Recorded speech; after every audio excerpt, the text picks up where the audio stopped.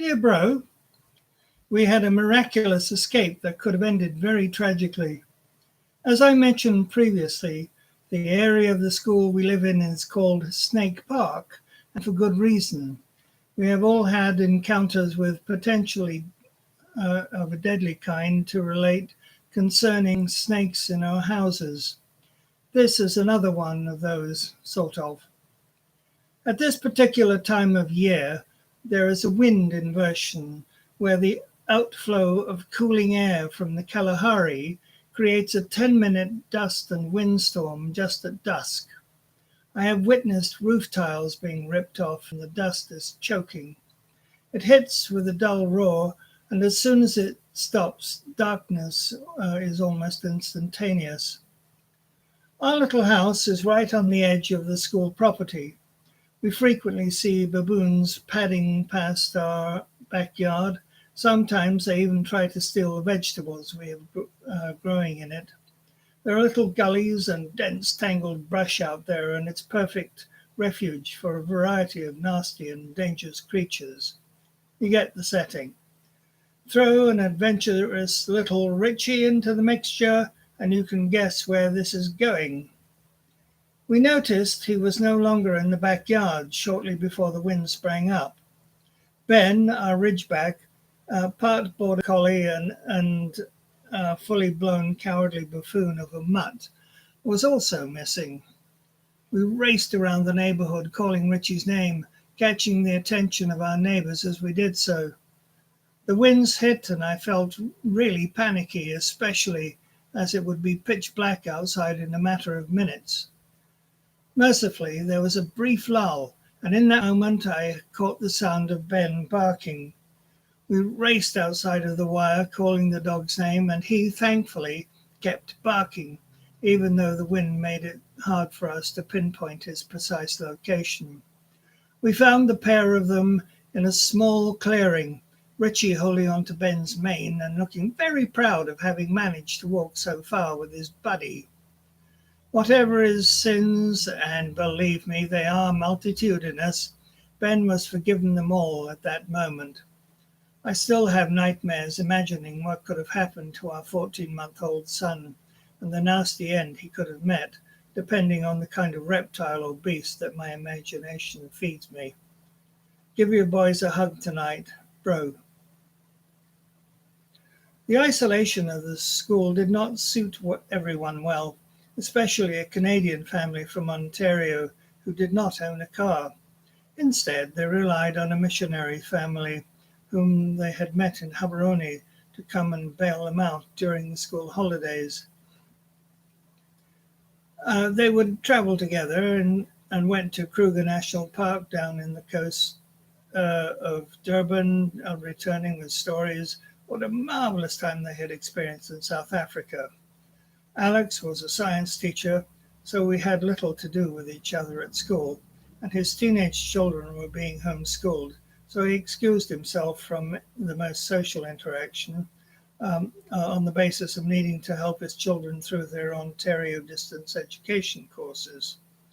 Kelly, his wife, was a trained nurse, but was kept back by the family politics, whereas her husband was counting the days allowed in the staff room until they would be going home. She was making an effort to reach out.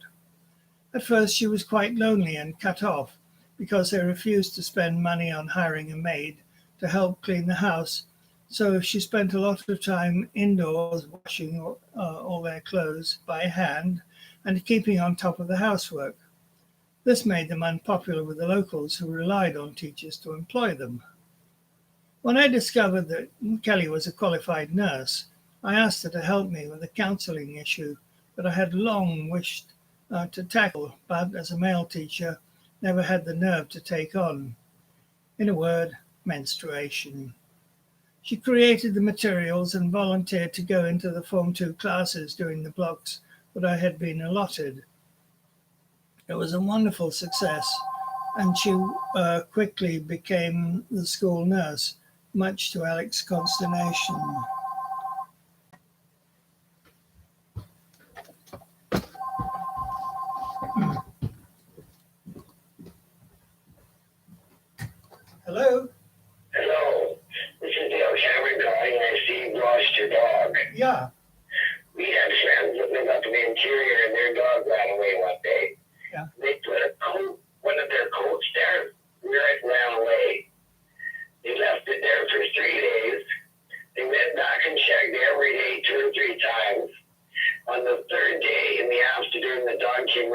bush and said, like, where are you? I'm dying here.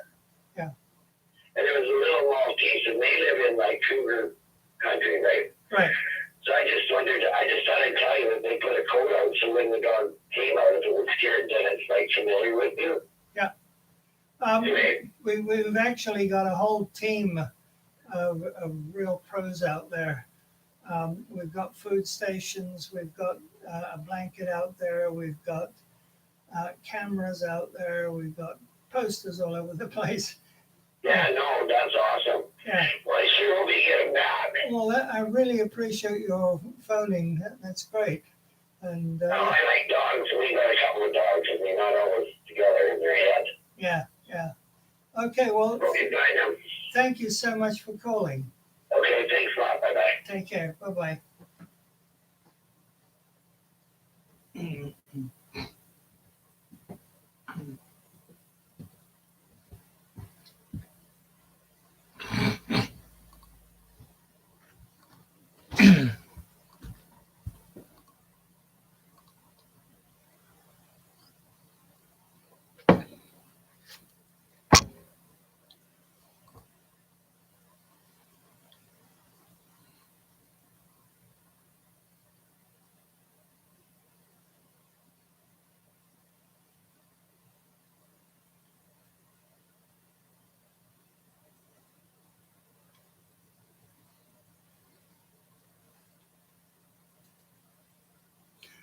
It was a wonderful success, and she quickly became the school nurse, much to Alex's consternation.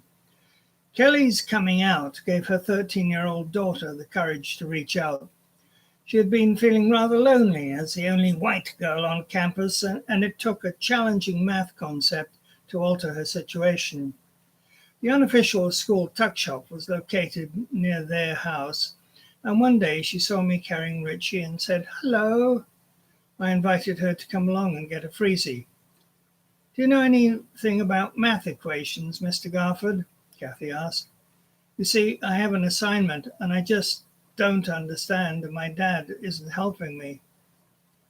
"Have you ever thought of asking one of the students in Form 4? They will be taking their exams soon, and I am sure they have covered this material. Kelly Bohile is very good at maths. Perhaps you could ask her." I made arrangements for the two of them to meet in the classroom one afternoon after school, and the outcome was as much of a surprise to me as it was to them. Kathy began to make friends, and soon she was trying to play netball, though she was way out of her depth.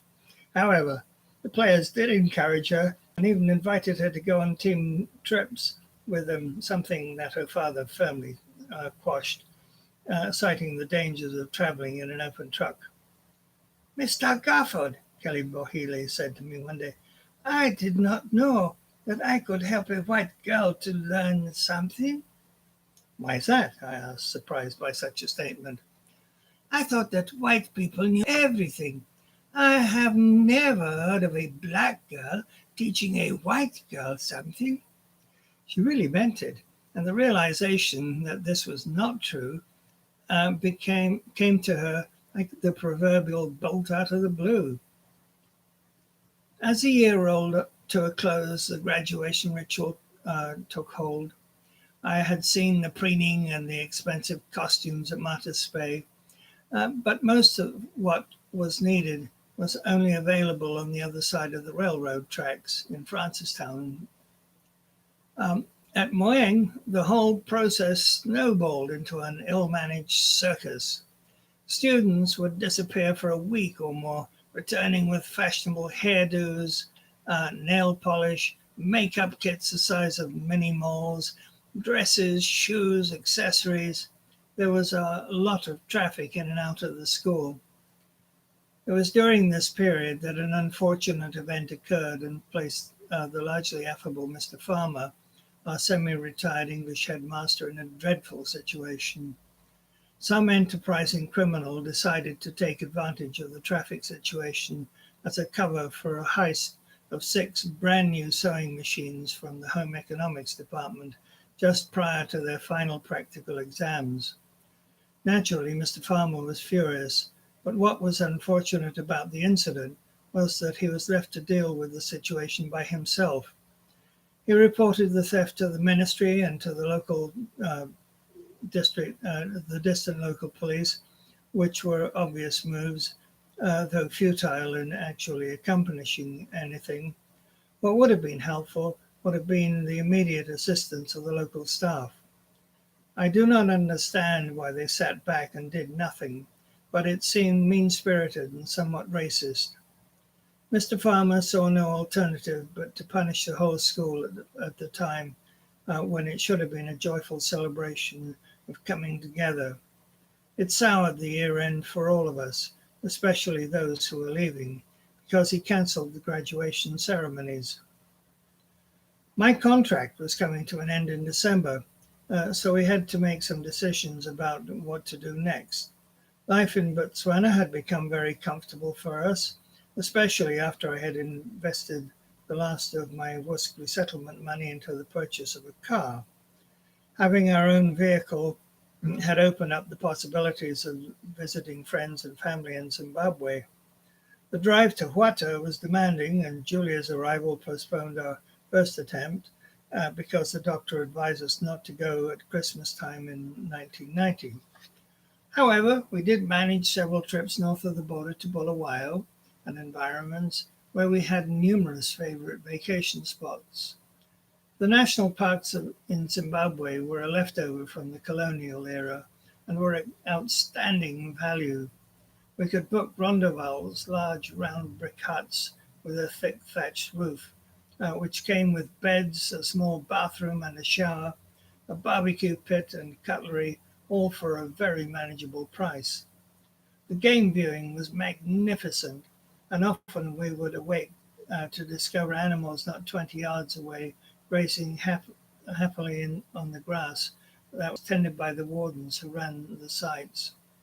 Matopus became a favorite weekend refuge, but it spoiled us because Botswana did not have a similar system.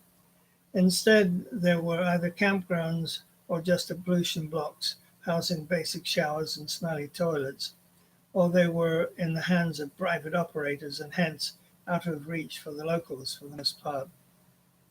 After 6 years of living in Africa, I was beginning to wonder if I should be looking at returning to Canada. Surely, with all my years of experience as a teacher, I would have been seen as a reasonable catch for a school district in BC. I fired off several letters to districts in the Lower Mainland and Vancouver Island, thinking that my African family would find an interior winter a bit of a severe test to begin with. The response was underwhelming. Not one of them bothered to respond. So I applied for another 3 years in Botswana. The Ministry of Education provided the family with a return airfare to Vancouver via London, and we left in August for 20 days. On the stopover in London, we attended my mother's 80th birthday celebration. We stayed with my brother's family, and several of my cousins showed up and met our young family. Julie was my mother's only granddaughter, and it was love at first sight, even though the connection was very brief. Our return to Canada, I approached a few school districts in person and decided that the job prospects were not wonderful at the time. So we made most of our holiday. The realization that I might end up spending the rest of my life in Africa brought a number of challenges with it. Moeng did not have a primary school, so it would mean either sending Richie and eventually Julie over the pass to Rotolo primary or moving elsewhere. I had volunteered to move to Moeng to become their careers master, so asking for a transfer put me in a poor light. As ever in the case of Africa, things had a way of turning up. The Ministry of Education was building new schools across the country, and a new junior secondary school was to open in Tonota, a small village 40 kilometers south of Francistown. They shared a plot of land with an elementary school, so I applied for the position of deputy headmaster. Both Mr. Farmer and the two deputy headmasters were very encouraging and helpful, giving me hints about what I might expect from the interviewing board in Gaborone. The meeting went well, and I was selected and scheduled to start as the new deputy headmaster of Root Twang Community's Junior Secondary School in Tenuta on or about April the 15th, 1992.